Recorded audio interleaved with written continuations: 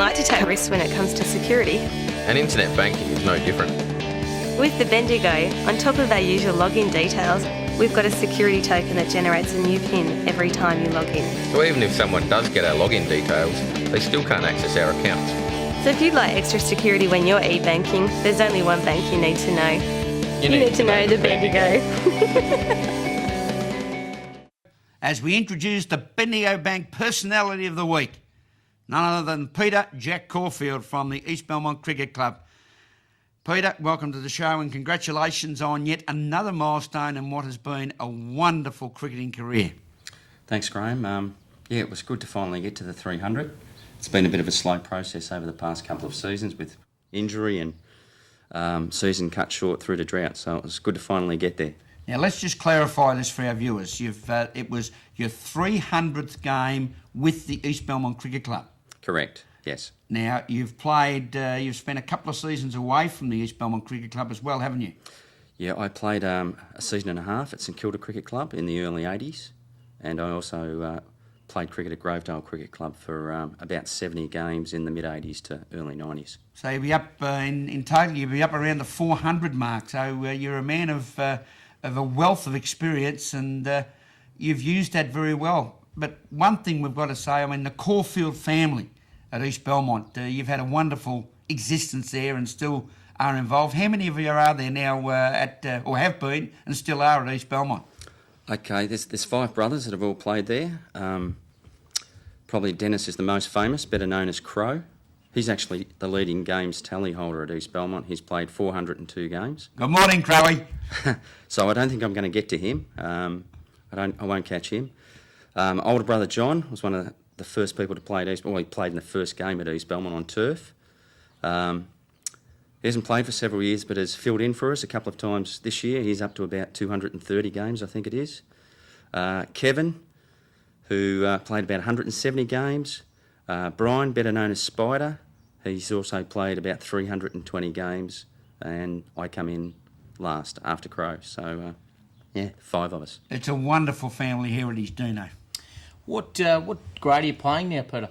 I'm in the thirds. I've played thirds for probably the last 3 or 4 years. At East Belmont at the moment, we are very strong, have been for the last few years, and I was captain the seconds for quite a while, but I decided it was probably time to step down and give the young blokes a go in the seconds. So I've really enjoyed my time in the thirds. And I noticed there was a couple of guys on the weekend one got 180 odd, one got 134. So I don't think you would have got a hit on the weekend, did you? No, I was actually down to bat at number 6, and we were 3 down, so I was next in. But we had an absolute day out with the bat. We were 3 for 468.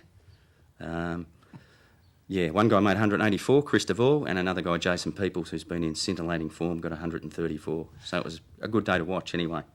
Now, Peter Caulfield is a name synonymous to you, but a lot of people say Peter who? It's more, you've become more affectionately known around Geelong for many, more particularly as long as I've known you, as Jack Caulfield. Now, where did the nickname Jack emanate from? Okay, well, some people mistakenly think it's because of my father. His name's John. He's also commonly known as Jack. But it stems back to primary school days. I think it was about grade 3. We had 7 Peters in the class. I knocked around pretty closely with another Peter by the name of Peter Alders, another 300-game player at East Belmont. And some smart aleck decided that it would probably be easier to call Peter Alders Fred and me Jack. And that's stuck, for 40 years now. And I'm probably, as you say, better known as Jack to a lot of people. You've had a wonderful career. You played represented Geelong at Country Week. You've played in a representative game for international representative game, as I recall, down at Canina Park. Yes, I have. I played about 8 Country Weeks, I think it was, and I've had the good fortune, I should say, to play 3 international games. One being against England, one being against the West Indies, and the last one against New Zealand in 1983. So I was very fortunate there. What would you regard as some of the highlights of your great career?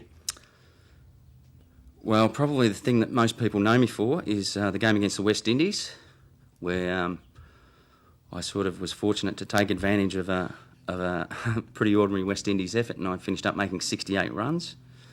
That's what I'm better known for, but probably the highlights for me are the premierships I've got at East Belmont, including 3 in the first and a total of 8 premierships.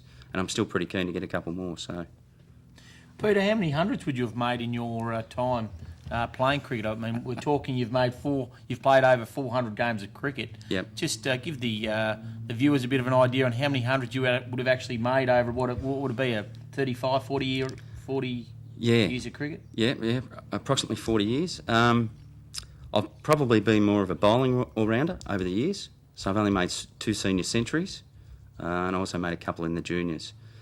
My highest score in district first, which is a bit of a bugbear for me, I was 97 not out.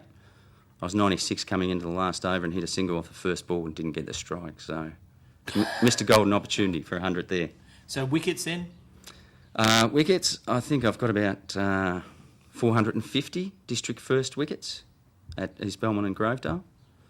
And I'm not sure of the run tally. I think it's about 3,000 or 4,000 runs. Maybe that's something for Kevin O'Dowd to look up in his statistics book there for us. Maybe viewers, we might have those statistics for you next week. Oh, the big O would have him at the click of his fingertips without any question.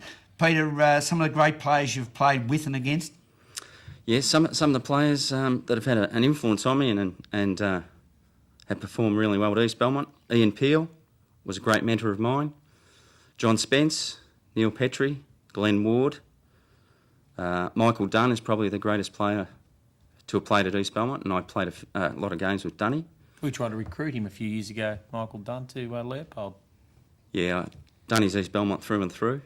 He's never played anywhere else, and yeah, if you can get him to go somewhere else, you've done really well. And on the opposition side? Some of the players I've played against, probably the best bowler would be Colin Castorphin, the late Colin Castorphin. Crunch, we know, was a great bowler, very fast. Damien de Grande. The better batsman, Mike Botel from Newtown. Brian Salmon when he played at Thompson.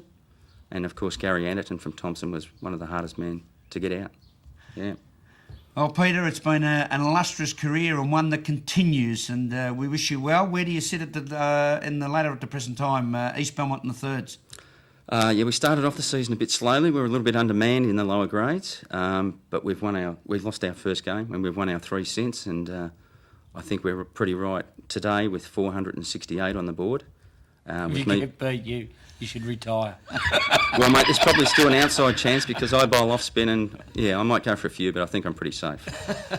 Our Bendigo Bank guest of the week, our special guest, the East Belmont Cricket Club champion and a champion of the game of cricket here in Geelong, and we're very honoured and very proud to have Peter Jack Caulfield with us this morning.